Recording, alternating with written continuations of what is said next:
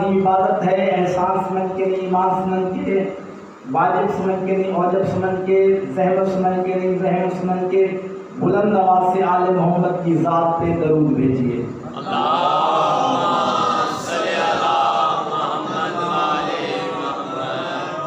اجازت ہے گفتگو شروع کی جائے۔ گھبرانا نہیں ہے آپ نے۔ اپنی گفتگو سے پہلے حدیث شوکت صاحب میں چاہتا ہوں کہ میرے عظیم سامعین تک یہ حدیث پہنچ جائے۔ حدیث ہے کہ جہاں کہیں بھی جو لوگ آل محمد کا ذکر کرواتے ہیں یا ذکر کرتے ہیں تو اس محفل میں، اس مجلس میں، اس جگہ پہ اللہ آسمان سے فرشتے بھیجتا ہے۔ اگر یہ حدیث آپ نے دل و جان سے، دل و دماغ سے آپ نے سن لی، سمجھ لی، پھر میرا یقین ہے کہ آپ ان پورے 10 دنوں میں اس ذکر میں کوئی بے غوری نہیں کریں گے۔ حدیث ہے کہ جہاں پہ بھی آل محمد کا ذکر ہوتا ہے تو ملائکہ آتے ہیں، اس ذکر میں آ کے بیٹھتے ہیں، ذکر سنتے ہیں۔ آپ اس وقت اکیلے نہیں، آپ کے ساتھ اللہ کے نوری ملک بیٹھے ہوئے ہیں۔ اچھا وہ ذکر سنتے ہیں، جب پھر یہ ذکر اختتام کو پہنچتا ہے، ختم ہو جاتا ہے، پڑھنے والے اپنے اپنے گھروں چلے جاتے ہیں، سننے والے اپنے اپنے ٹھکانوں چلے جاتے ہیں، یہ فرشتے واپس چلے جاتے ہیں۔ تو جب یہ فرشتے واپس جاتے ہیں تو جو دوسرے فرشتے جو نہیں آ سکتے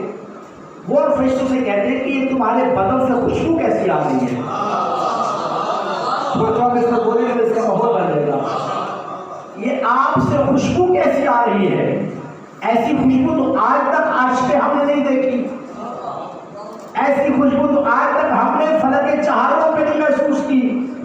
یہ خوشبو آپ سے کیسے آ رہی ہے؟ تو وہ فرشتے کہتے ہیں کہ ہم نیچے کہتے ہیں، نیچے ہوئی تھی مجلس حسین، آل محمد کا ذکر ہو رہا تھا، ہم وہاں گئے ہیں، ہم نے ذکر سنا ہے، ہم واپس آئے ہیں تو ہمارے بدن سے خوشبو آ رہی ہے۔ یہ تو کوئی تجربے کی بات نہیں کہ آپ کوئی نئی چیز لے کے اس علاقے میں آئے تو علاقے والے پوچھیں گے جناب شوکت صاحب یہ آپ کہاں سے لے کے آئے ہیں؟ آپ کہیں گے نہیں میں بھولے والا سے لے کے آیا ہوں۔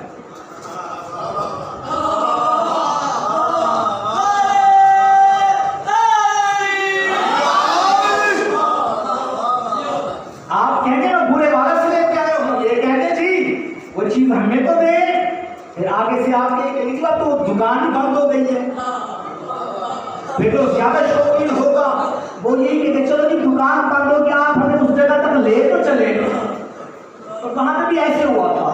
جب فرشتوں نے کہا نا کہ یہ تمہارے اندر سے یہ خوشبو کیسے آ رہی ہے، فرشتوں نے کہا کہ ہم کہتے ہیں نیچے زمین پہ منڈی صادق گنج میں آل محمد کا ذکر ہوتا ہے، ماں دربار حسین میں، وہاں سے ہو کے آ رہے ہیں، یہ خوشبو وہاں سے آ رہی ہے۔ پھر وہ فرشتے کہتے ہیں یار ہمیں بھی تو لے چلو، وہ خوشبو ہم بھی تو حاصل کر لیں۔ پھر یہ فرشتے کہتے ہیں بابا آپ تو مجلس ختم ہو گئی ہے، آپ کو ہر کوئی اپنے اپنے گھروں میں چلا گیا ہے۔ پھر وہ فرشتے کہتے ہیں اچھا مجلس ختم ہو گئی ہے نا، وہ جگہ تو بھی باقی ہے، ہمیں اس جگہ پہ لے چلو۔ سبھی حدیث ہے، ممبر سر پہ بیٹھا ہوں، یہ حدیث ہے کہ فرشتے آتے ہیں، اور اگر کسی نے نہج البلاغہ کا پہلا خطبہ پڑھا ہو تو پہلے خطبے میں علی بادشاہ فرماتے ہیں کہ آسمان کے جتنے فرشتے ہیں سارے عبادت میں ہیں، اور ایسی عبادت کر رہے ہیں کہ نماز پڑھ رہے ہیں، اور یہ ہے کہ جو قیام میں ہے وہ قیامت تک قیام میں ہے، رکوع کی باری نہیں آتی، جو رکوع میں ہے وہ قیامت تک رکوع میں ہے، سجدے کی باری نہیں آتی، تو سجدے میں وہ قیامت تک سجدے میں ہے، سر اٹھانے کی باری نہیں آتی، جو تسبیح پڑھ رہے وہ قیامت تک تسبیح پڑھتا رہے گا، قیام نہیں کرے گا۔ اور یہ تو آپ اس سے بہتر جانتے ہیں، ہے پوری فرشتے کر رہے ہیں اللہ کی عبادت، کوئی قیام کر رہے تو قیامت تک قیام میں ہے، کوئی رکوع کر رہے تو قیامت تک رکوع میں ہے، کوئی سجدے میں ہے تو قیامت تک سجدے میں ہے، کوئی تسبیح میں ہے تو قیامت تک تسبیح میں ہے، اور یہ آپ سارے جانتے ہیں۔ مجھے بتائیے یہ جو قیام ہوتے ہیں، قیام میں کیا کھانا کھایا جاتا ہے؟ قیام میں عبادت ہوتی ہے نا، نماز ہوتی ہے نا، یہ جو رکوع ہے، رکوع میں فیس بک چلائی جاتی ہے، اللہ کا ذکر ہوتا ہے نا، اللہ کی عبادت ہوتی ہے نا، بولے تو صحیح میرے ساتھ بھائی، اللہ کی نماز ہو رہی ہے، نوری فرشتے ہیں، مولا علی کا فرمان ہے نہج البلاغہ کے پہلے خطبے میں ہے کہ جو قیام ہے وہ قیامت تک قیام میں ہے، رکوع نہیں کر سکتا، جو رکوع میں ہے وہ قیامت تک رکوع میں ہے، سجدہ نہیں کر سکتا، جو سجدے میں ہے وہ قیامت تک سجدے میں ہے، تسبیح نہیں پڑھ سکتا، قیام بھی خدا کے لیے، رکوع بھی خدا کے لیے، سجدہ بھی خدا کے لیے، تسبیح بھی خدا کے لیے، نماز پڑھ رہے ہیں، لیکن جب یہ ذکر ہوتا ہے تو فرشتے آتے ہیں، پھر ماننا پڑے گا، فرشتے جو آتے ہیں تو قیام والا قیام توڑ کے آتا ہے، رکوع والا رکوع چھوڑ کے آتا ہے، سجدے والا سجدہ توڑ کے آتا ہے، تسبیح والا تسبیح چھوڑ کے آتا ہے، اور اسی بات کا تو جھگڑا ہے کہ جو نوری مخلوق ہے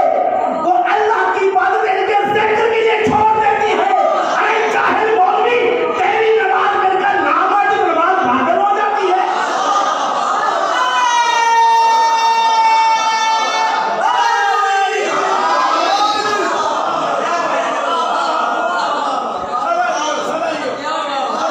شوکت بھائی، نہج البلاغہ کا پہلا خطبہ، سجاد شاہ جی، آپ کے دادا کا پہلا خطبہ، پہلے خطبے میں فرمایا کہ جو آسمان کے جتنے فرشتے ہیں خدا کی عبادت میں مصروف، جو قیام میں ہے وہ قیامت تک قیام میں ہے، جو رکوع میں ہے وہ قیامت تک رکوع میں ہے، جو سجدے میں ہے وہ قیامت تک سجدے میں ہے، جو تسبیح میں ہے وہ قیامت تک تسبیح میں ہے، اور ذکر ہے علی کے بیٹے حسین کا، مجلس ہو رہی ہے حسین کی، ذکر ہو رہے آل محمد کا، تو جب آپ کا ذکر ہو نوری فرشتے اس کی عبادت چھوڑ دیتے ہیں۔ جب حسین، جب علی کے بیٹے کا ذکر ہو، علی کے بیٹے کے ذکر کی خاطر فرشتے اپنی نماز توڑ دیتے ہیں، اور کسی بدبخت کی نماز میں علی آ جائے،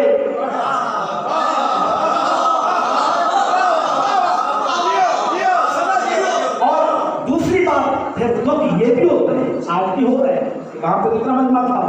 اور آج یہ تو اس وقت تو بارش بھی نہیں ہے، اور مومن چلو ٹھیک ہے، لیکن دکھ اس بات کے شوکت صاحب کہ ذکر کی خاطر نوری فرشتے وہ آسمان سے آ جاتے ہیں، ہمارے مومن گھر سے نکل گئے ہیں۔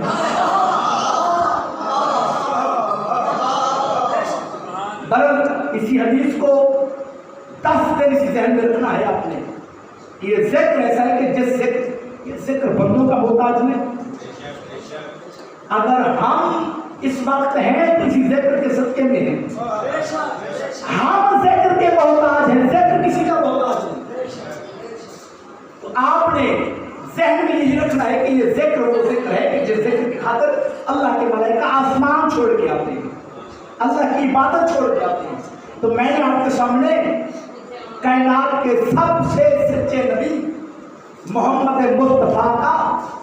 فرمان ذیشان تلاوت کیا ہے کہ سرکار فرماتے ہیں انی طالب فیکم الثقلین، کتاب اللہ ہے وعطرتی اہل بیتی ما ان تمسکتم بہما لن تضلوا بعدی حتی یرجع الیکم الحوض۔ فرمایا کہ میں تم میں 2 چیزیں چھوڑ کے جا رہا ہوں، انی یقیناً میں، بے شک میں، تارکن چھوڑ کے جا رہا ہوں، فیکم تم میں، الثقلین 2 برابر کی چیزیں۔ میں نے پہلے بات بتا دی پھر بھی سرکار کر دیتا ہوں، ثقلین یعنی کہ ایک ہو تو ثقل، 2 ہو تو ثقلین، اور یہ ثقلین یہ عربی کا کلیہ اور قاعدہ ہے، قانون ہے کہ جب بھی 2 ہم وزن چیزیں، ہم مرتبہ چیزیں، ہم منزلت چیزیں، فضیلت میں برابر چیزیں اکٹھی ہو جائیں تو ان کے نام کے ساتھ آخر میں یا اور نون کا اضافہ کر دیا جاتا ہے۔ جس طرح امام حسن اور امام حسین دونوں عصمت میں برابر ہیں، امامت میں برابر ہیں، علی کا بیٹا ہونے میں برابر ہے،